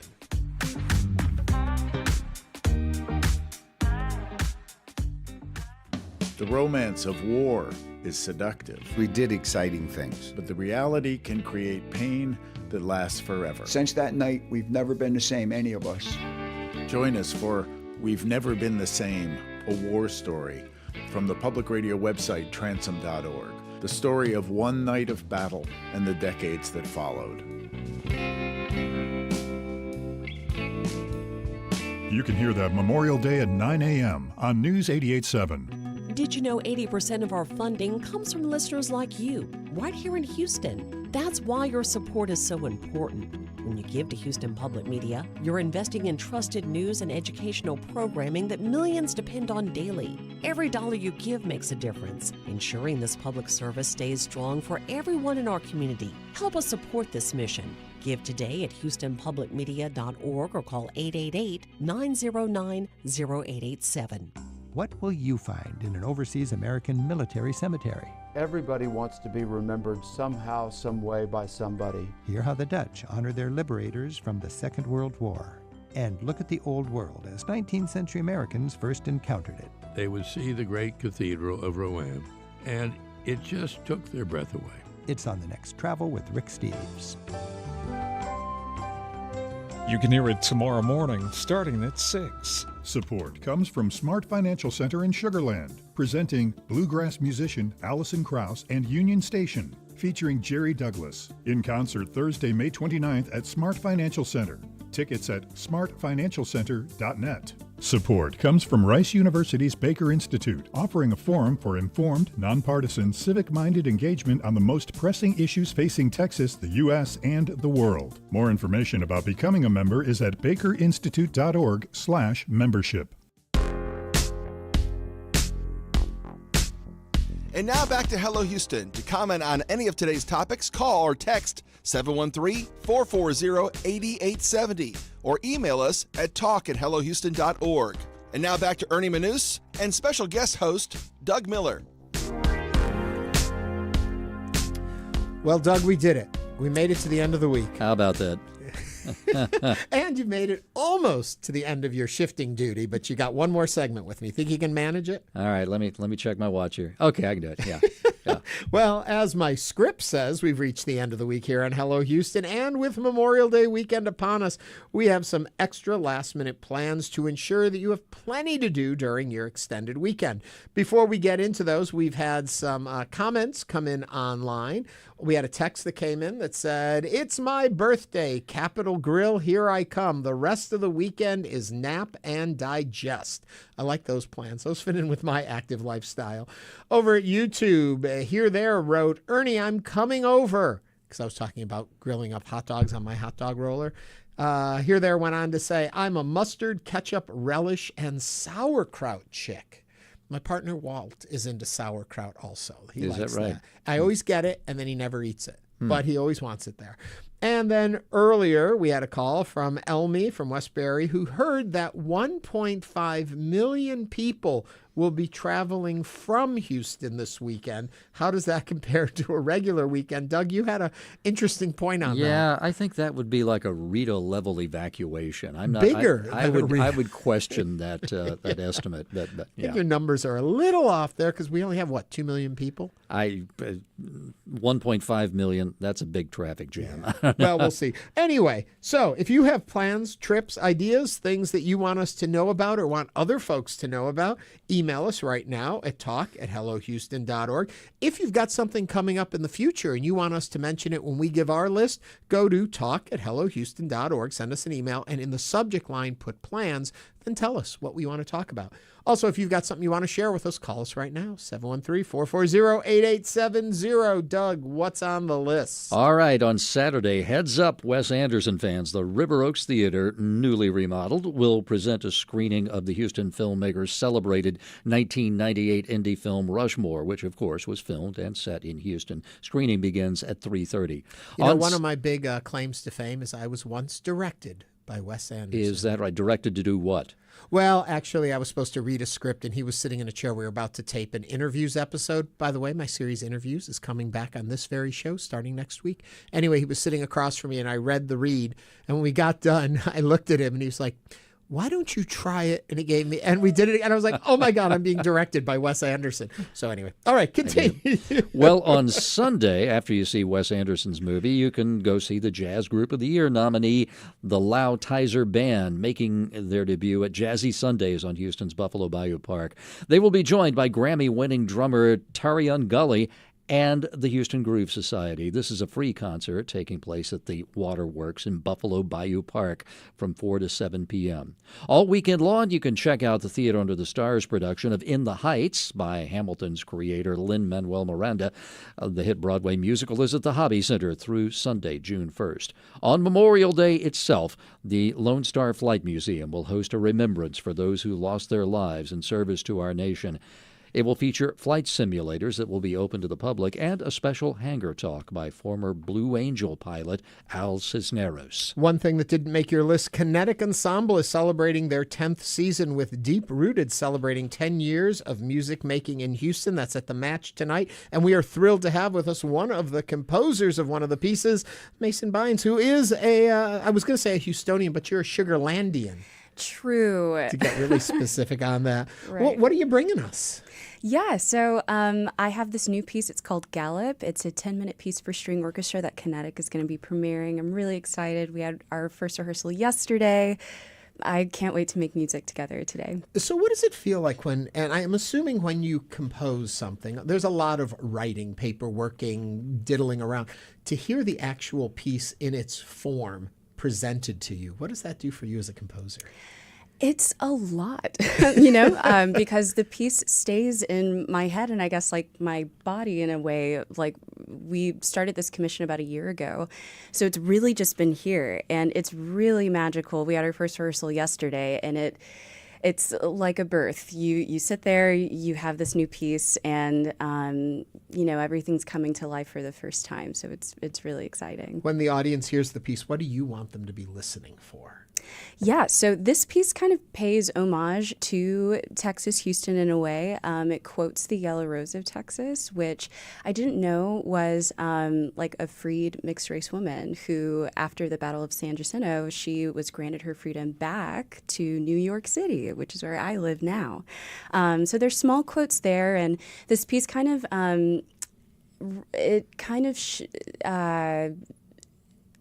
it kind of expresses like a horse breaking out of its holding place. It's really electric. It's got so much energy. It has so many driving rhythms. So I hope people kind of feel liberated and excited when listening to it.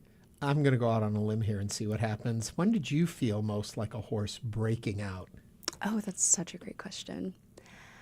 I feel when I first moved to New York City, I moved like 2 years ago. I grew up here in Sugarland and, went to school at UNT, which is right above Dallas.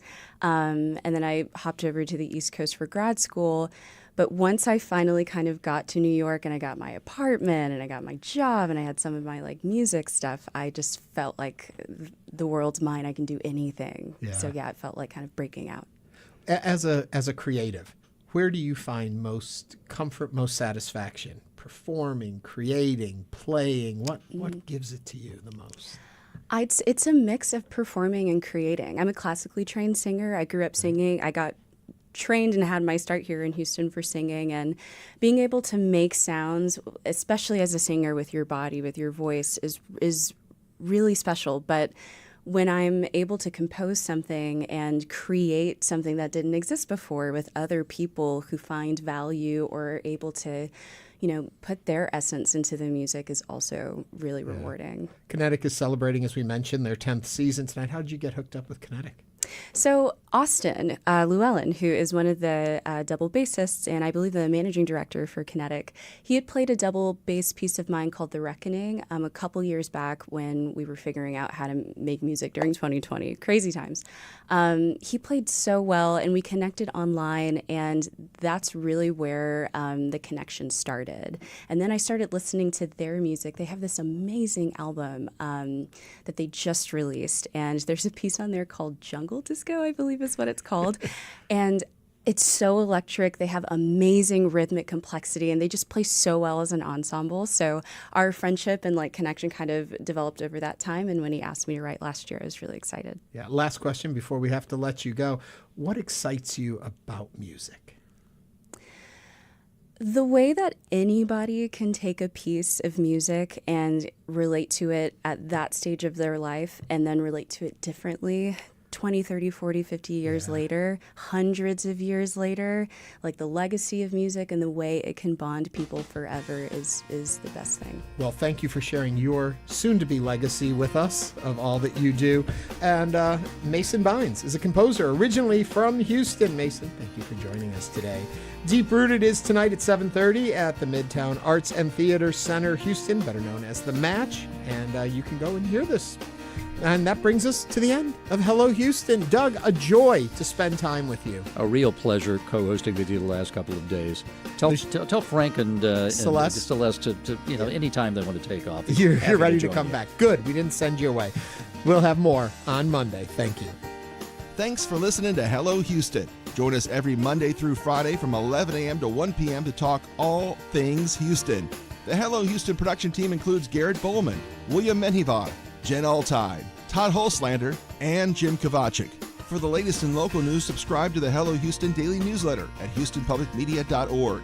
Hello Houston is a production of Houston Public Media. The opinions expressed by the guests of this program are solely their own and do not represent the views of management, staff, or underwriters of Houston Public Media. This is News 88.7.